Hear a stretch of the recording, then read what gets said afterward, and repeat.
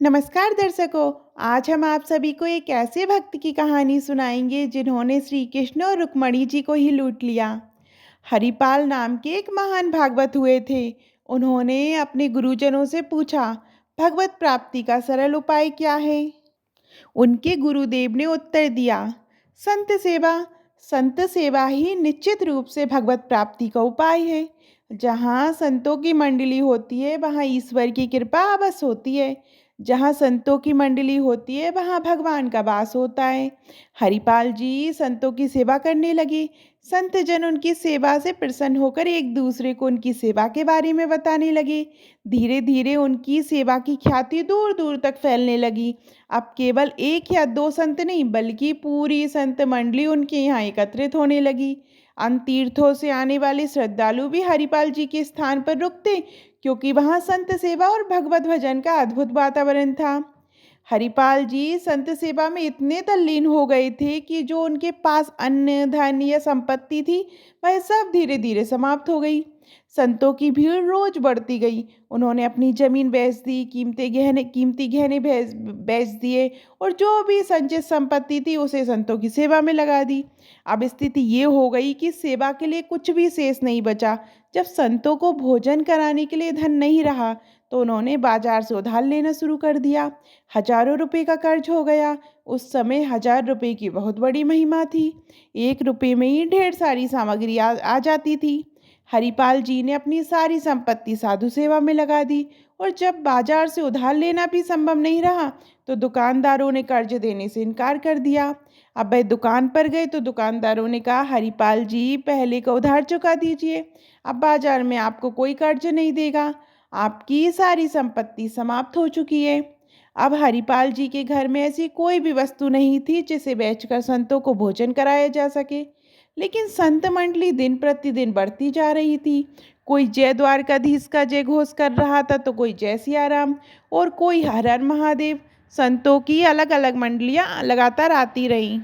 हरिपाल जी सोचने लगे, अब क्या करें। हमने अपनी पूरी संपत्ति संत सेवा में समर्पित कर दी, बाजार से कर्ज भी ले लिया, लेकिन अब कोई उधार भी नहीं दे रहा। संतों को भूखा कैसे जाने दें। चाहे हमें कुछ भी करना पड़े हम उनकी सेवा अवश्य करेंगे। तब उन्होंने एक कठिन निर्णय लिया। हरिपाल जी ने एक भाला लिया और जंगल के मार्ग पर बैठ गए।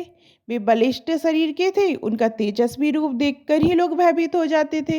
वे किसी को मारते नहीं थे, लोग स्वयं उन्हें देखकर उन्हें धन दे देते थे। और अगर कोई वैष्णव चिन्ह धारण किए होता तो वे उसे कुछ न कहते। हालांकि उन्होंने ये उपाय तब अपनाया जब अपनी सारी संपत्ति समाप्त हो गई और कर्ज भी चुका पाना संभव हो गया। पहले उन्होंने पूरी श्रद्धा से अपना घर धन गहने सब संत सेवा में समर्पित किए, फिर बाजार से उधार लिया और जब कोई साधन ही शेष नहीं बचा तब इस उपाय को उन्हें अपनाना पड़ा। धीरे धीरे ये बात फैल गई कि यदि कोई यात्री रास्ते में रामकृष्ण का नाम ले ले तो हरिपाल जी उसे रोकते नहीं थे।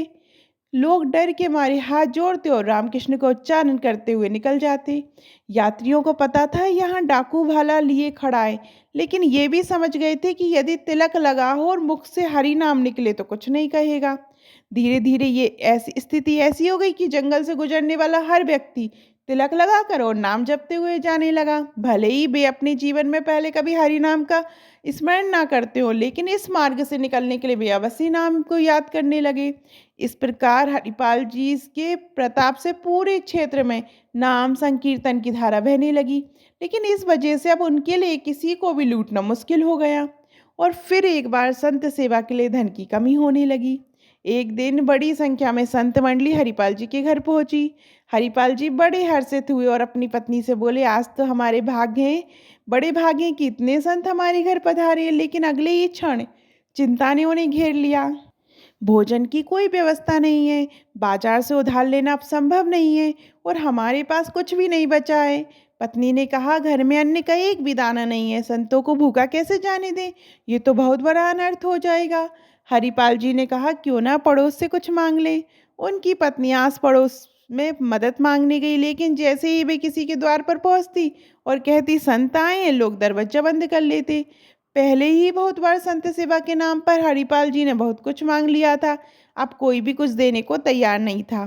थकी हारी वे वापस लौटी और दुखी होकर बोली, अब कोई भी कुछ देने को तैयार नहीं है। आपके संत सेवा के व्यवहार का ऐसा प्रभाव हुआ कि लोग देखते ही दरवाजा बंद कर लेते हैं। हरिपाल जी मुस्कुराए और बोले, कोई बात नहीं, जब सब रास्ते बंद हो जाते हैं तब केवल भगवान का सहारा होता है। हरिपाल जी अपने मन में विचार कर रहे थे। गुरुदेव ने कहा कि संत सेवा से भगवान की प्राप्ति होती है। प्रभु आप मिले या ना मिले, लेकिन आज संत हमारे घर से भूखे ना जाएंगे। कोई उपाय नहीं सूझ रहा, प्रभु कृपा करें। उधर भगवान श्री कृष्ण द्वारका में रुक्मणी के साथ विराजमान थे। अचानक उन्होंने सोचा, हरिपाल जी ने पुकार लगाई है। संत सेवा के लिए वे संकट में, परंतु तुरंत अपनी लीला रचने के लिए तैयार हो गए। उन्होंने रत्नों से जटित मुकुट, कुंडल, करधनी, बाजूबंद और दिव्य आभूषण धारण कर लिए। रुक्मणी जी ने आश्चर्य से पूछा, प्रभु आप इतने दिव्य आभूषण क्यों पहन रहे हैं? ये नया श्रृंगार क्यों? भगवान मुस्कुराए और बोले, हमारे एक भक्त संकट में है, आज हम उनके दर्शन करने जा रहे हैं। रुक्मणी जी बोली, यदि आप इतने महान भक्त के दर्शन करने जा रहे हैं तो मैं भी चलूंगी। भगवान बोले, तो ठीक है, लेकिन ध्यान रहे कोई भी भगवत चिन्ह धारण मत करना, कोई भगवत चर्चा नहीं करनी, केवल सांसारिक आभूषण पहनकर चलना। रुक्मणी जी को और भी आश्चर्य हुआ, प्रभु ऐसा कौन सा भक्त है जो भगवत चर्चा और चिन्हों का विरोध करता है? भगवान हंसते हुए बोले, बस तुम चलो, दर्शन से निहाल हो जाओगी। भगवान और रुक्मणी जी अत्यंत वैभवशाली बेस में हरिपाल जी के गांव पहुंचे। गांव के बाहर ही उन्होंने रुककर संदेश भेजा कि हम धनिक सेठ सेठानी हैं और जंगल में यात्रा कर रहे हैं, हमें मार्ग सुरक्षित पार करवाने के लिए किसी की सहायता चाहिए। हरिपाल जी को जैसे ही समाचार मिला उनका मन प्रसन्न हो गया। उन्होंने सोचा, अरे ये तो स्वयं भगवान की कृपा हुई है, इन धनिकों की मदद से संतों की सेवा का प्रबंध हो सकता है। हरिपाल जी बाहर आए और देखा, दो अति सुंदर रत्न जटित आभूषणों से सुसज्जित स्त्री पुरुष खड़े हैं। भगवान बोले, हमारे पास स्वर्ण मुद्राएं हैं, यदि तुम हमें जंगल पार करवा दो तो हम तुम्हें कुछ धन दे देंगे। हरिपाल जी ने सोचा, आज तो मेरे जीवन की सबसे बड़ी सफलता है, इतने धन से तो महीनों तक की संतों की सेवा हो सकती है। मैं भगवान की लीला देखिए, जो स्वयं भक्तों को भवसागर पार कराते हुए हरिपाल जी से कह रहे हैं, हमें जंगल पार करा दो। हरिपाल जी को शक ना हो, इसलिए भगवान उनसे व्यापारियों की भांति वार्तालाप करने लगे। भगवान बोले, हम बड़े व्यापारी हैं, हमारे पास बहुमूल्य आभूषण और स्वर्ण मुद्राएं हैं, हमें तो जंगल पार करना है, लेकिन वहाँ लुटेरों का भय है। यदि तुम हमारी सहायता करोगे तो हम तुम्हें एक स्वर्ण मुद्रा देंगे। हरिपाल जी भीतर ही भीतर खुश हुए। हरिपाल जी ने भगवान से कहा, आप निश्चित रहें, मैं आपको जंगल पार करा दूंगा। रुक्मणी जी ये सब देख रही थी, लेकिन उन्हें समझ नहीं आ रहा था कि जो स्वयं सुदर्शन चक्रधारी है वे किसी मनुष्य की सहायता क्यों ले रहे हैं। रुक्मणी जी बोली, प्रभु आप सुदर्शन चक्र और अपनी अपार शक्ति से संपन्न हैं, फिर भी एक साधारण मनुष्य से सहायता मांग रहे हैं। भगवान ने मुस्कुराए उत्तर दिया, प्रश्न मत करो, बस देखो, मैंने कहा था ना ये मेरा महान भक्त है। हरिपाल जी ने गौर से प्रभु और रुक्मणी जी को देखा। ना माला, ना तिलक, ना ही कोई भागवतिक चिन्ह, पूरे सांसारिक व्यक्ति लगते हैं। जरूर इनके पास अपार धन होगा, इन्हें लूटने में कोई दोष नहीं, क्योंकि हम इस धन से संतों को भोजन कराएंगे। हरिपाल जी भाला लेकर चल ही रहे थे, वे आगे आए और दोनों से कहा, उतारो अपने सारे आभूषण और मुझे दे दो।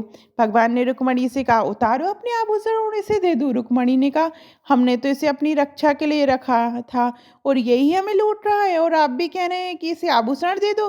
प्रभु बोले, उतारो आभूषण और इसे दे दो, नहीं तो ये हमें भाले से मार देगा। जीवन बचा रहेगा तो नए आभूषण बनवा लेंगे। भगवान ने रुक्मणी जी से कहा, जिसके दर्शन करने के लिए हम आपको लाए थे ये वही भक्त है, इसने अपना सर्वस्व लुटा दिया, कुछ नहीं आज इसके पास खाने को, मैं इसी से लूटने के लिए आज यहाँ आया हूँ। हरिपाल जी ने जब लौट कर देखा तो अनंत सौंदर्य और माधुर्य से युक्त भगवान और श्री रुक्मणी जी उनके सामने विराजमान थे। उन्होंने प्रभु के चरण पकड़ लिए और कहा, प्रभु मुझसे गलती हो गई, मेरे कटु वचन, मेरा भाला उठाना, ये सब मेरी भूल थी। प्रभु आप जानते हैं हमारे घर में संत मंडली बैठी है, इतना कर्ज हो गया है, अब कोई हमें उधार भी नहीं देता, पड़ोस से मांगे तो कोई कुछ देने को तैयार नहीं, और जो थोड़ी बहुत संपत्ति थी वह भी समाप्त हो गई, लेकिन संत भूखे ना जाए प्रभु, इसलिए मैंने ये सब किया। भगवान ने हरिपाल जी को छाती से लगा लिया और कहा, तुम सर्वश्रेष्ठ हो और मेरे प्राण प्रिय भक्त हो। हरिपाल जी ने प्रभु से कहा, प्रभु आपके आभूषण मैं नहीं ले सकता, तब भगवान ने कहा, देखो हम ये सब संतों की सेवा के लिए लाए हैं, इसे ले जाओ। ये महालक्ष्मी के श्रीअंग के आभूषण हैं। ये कुल परंपरा के अनुसार बढ़ेंगे, कभी घटेंगे नहीं। इन्हें बेचकर अपना सारा कर्ज चुका दो और प्रतिदिन लाखों संतों को भोजन कराओ। अब तुम्हारा ऐश्वर्य कभी घटने वाला नहीं है। तब हरिपाल जी ने भगवान से प्रार्थना की, प्रभु इस घटना के बारे में किसी से मत कहना, नहीं तो सभी भक्त ये कहेंगे कि भगवान अपने भक्तों पर इतना स्नेह लुटाते हैं और ये भक्त भाला लेकर उन्हीं भगवान को लूटने निकल पड़ा। भगवान ने कहा, डरो मत। यदि कोई इस चर्चा को सुनेगा तो वह तुम्हें आदर्श मानकर संत सेवा करेगा और मेरी प्राप्ति का उपाय सोचेगा, ना कि तुम्हारे दोष देखेगा। भगवान के दर्शन के पश्चात हरिपाल जी ने कहा, प्रभु जब आ ही रहे हो तो लगे हाथ भंडारा पाकर जाओ। भगवान मुस्कुराकर बोले, निश्चित रूप से, जहाँ हमारे संत भोजन करते हैं वहीं हम प्रकट होते हैं। हरिपाल जी की वजह से उस भंडारे में उपस्थित सभी संतों को भगवान का साक्षात्कार हुआ। सभी संतों ने साक्षात द्वारकाधीश और श्री रुक्मणी जी के दर्शन किए। भोग बनाए गए और संतों ने तभी भोजन ग्रहण किया जब पहले भगवान ने भोग स्वीकार किया, फिर उनका प्रसाद संतों ने ग्रहण किया और संतों और भगवान का संतों और भगवान का आशीर्वाद हरिपाल जी ने पाया। जब श्री साधु सेवा का संयोग बने तो नाच उठो कि हमें आज जीवन का परम लाभ मिला है। साधु सेवा निश्चित रूप से भगवत प्राप्ति कराती है। आपको हरिपाल जी की ये कथा, ये कहानी कैसी लगी कमेंट में ज़रूर बताइएगा। और अभी तक आपने हमारे चैनल धार्मिक चमत्कार को सब्सक्राइब नहीं किया है तो सब्सक्राइब करिएगा। धन्यवाद।